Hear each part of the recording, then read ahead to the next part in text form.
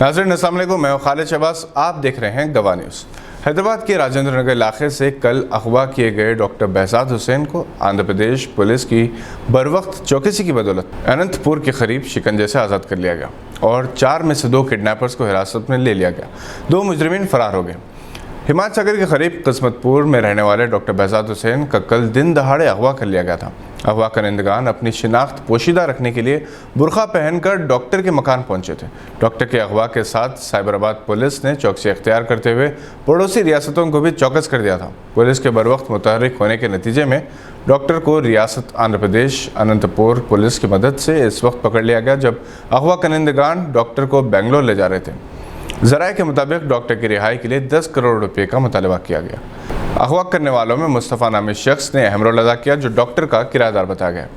Doctor Behzad dental surgeon है। कल दोपहर 5 अफराद पर मुश्तमिल इस ग्रुप ने जबरी तौर पर इनका अगवा कर लिया था।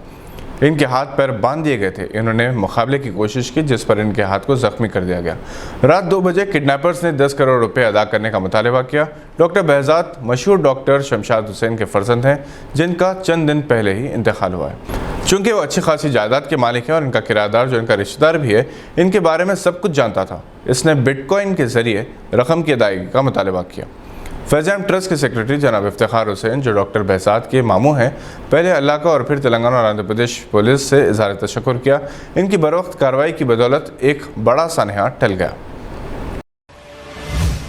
ओआईसी की जानिब से फ्रांस के मुखालिफ इस्लाम रवैये और तौहीन रिसालत के इर्तिकाब की मज़म्मत और इसके प्रोडक्ट्स के बाइकआउट की अपील से फ़िलहाल फ्रांस में सन्नाटा तारी हो गया है, क्योंकि अगर कुवैत, कतर, तुर्की और पाकिस्तान की तरह दूसरे मुस्लिम ममालिक फ्रांस का बाइकआउट करते हैं तो इसे $100 बिलियन का नुकसान पहुंच सकता है। हैरत और ताज्जुब की बात यह है कि तुर्की और पाकिस्तान दोनों ही फ्रांस से बेहद करीब रहे और इनके तिजारती ताल्लुकात बेहद मुस्तकम रहे। इसके बावजूद नबी करीम सल्लल्लाहु अलैहि वसल्लम की शान में सदर फ्रांस की सरपरस्ती में गुस्ताखी के खिलाफ जो मौक़िफ़ इन ममालिक ने अख्तियार किया, इससे दूसरे इस्लामी ममालिक की गरज जागी। मुत्तहिदा अरब इमारात और क़तर ने भी फ्रांसीसी प्रोडक्ट्स बाइकआउट करने का फैसला किया। फ्रांस और पाकिस्तान 1967 से एयरफोर्स और नेवी में पार्टनर रहे हैं।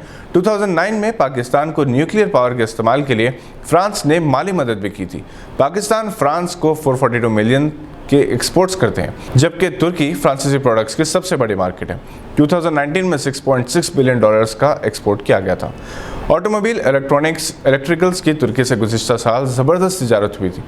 मिडल ईस्ट को फ्रांस 3% अपने एग्रीकल्चर प्रोडक्ट्स एक्सपोर्ट करता है, जबकि मिडल ईस्ट और जनूबी एशिया में कैरफोर सुपरमार्केट्स का जाल फैला हुआ है, जहां से फ्रांसीसी प्रोडक्ट्स को हटाया जाने लगा है।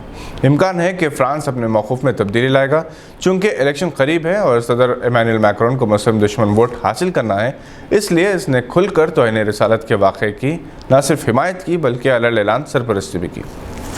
बांग्लादेश में फ्रांस के ख़िलाफ़ एक ज़बरदस्त रैली मुनज़्ज़म की गई है जिसमें 40,000 से ज़ायद शमे रिसालत के परवाने शरीक थे। सदर इमानुएल मैक्रोन के पुतले को जूतों के हार पहनाए गए। बेशर अरब ममालिक ने भी इंतहाई सख्त रद्द अमल का इज़हार किया। ये थी आज की चंद अहम खबरों पर नज़र। अगर आपने अभी तक इस चैनल को सब्सक्राइब नहीं किया तो लाइक और सब्सक्राइब ज़रूर करें। शुक्रिया।